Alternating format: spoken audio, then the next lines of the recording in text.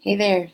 We're going to look at how to make a good professional looking data table. It's really important to be able to communicate our data scientifically and in a professional looking way. So here, this is an example of a data table that I would probably see at the beginning of the year. And what we'll complete today in this video is a data table that I'd like to see what you guys would produce by the end of the year or after this video. So here we look at this data table and we think, what is this information of? There's just not enough information for us to figure out what you're trying to tell us.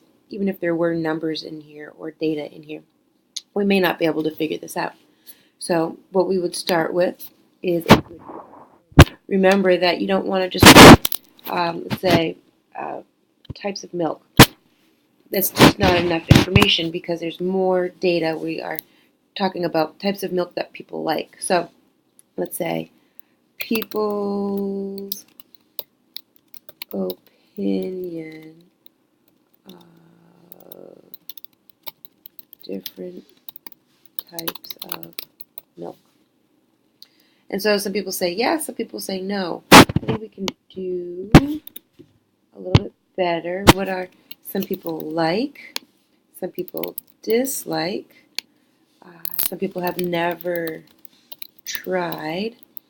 And let's say you get here and you need to add another row. We're going to right click, insert row below, and we'll put something like some people are somewhere in the middle. They like it, they don't not like it, they're somewhere in the middle. Alright, so we now know we're talking about people's opinions of different types of milk, and we have all of our options. Let's start making this look a little bit more professional. We're going to start by, let's make this bold. Let's put all of this information in the center. Let's add some background color. Let's make this darker gray. Let's make this bold. Let's put this also in the center. And let's add some color. Let's make it a little bit lighter gray, sort of offset that. And then we can put our data in the data table. So let's say 17 people liked chocolate, 5 liked strawberry, 2 liked coffee, and 7 liked regular. Nobody disliked 5 liked strawberry, 2, 6. Let's just put zeros. Everybody's tried all, and let's just put 4s. Let's say that that's the data that we collected. Now underneath, if you have a really good title, then you may not need to put a description, but it's always a good idea to add a description. You don't want to include all of the information that you've already laid out. So you don't want a paragraph describing what this data table is. Let's put figure 1, unless it's figure 2 or figure 3. People's opinion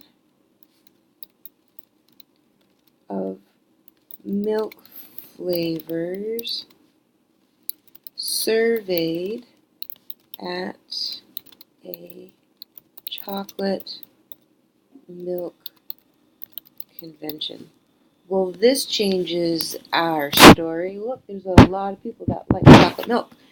And so this little excerpt here, let's make that bold. This little excerpt here is going to give us some important information. And that's not given to us in the title. We can make that a little bit smaller. A little bit too small. Let's go 10. And move that down a little bit. And so here, this is a very different story than what we started with. And if you want to go to the next step, let's put all of this data in the middle. And this looks much neater than our initial data table, and it gives us a lot more information about the data that we're looking at, which is the goal. If you have a data table, make sure that all of your data is on one page. You don't want multiple sections, because of all of your headings are here, you don't want just numbers on the next section, because then you don't know what those numbers are related to. So one data table, one page. Unless you have a huge data table, then you want to carry your titles over. And if you need to do a couple of different data tables to organize your information, that's acceptable as well. You just want it to be clear and organized and well laid out. So let me know if you have any questions.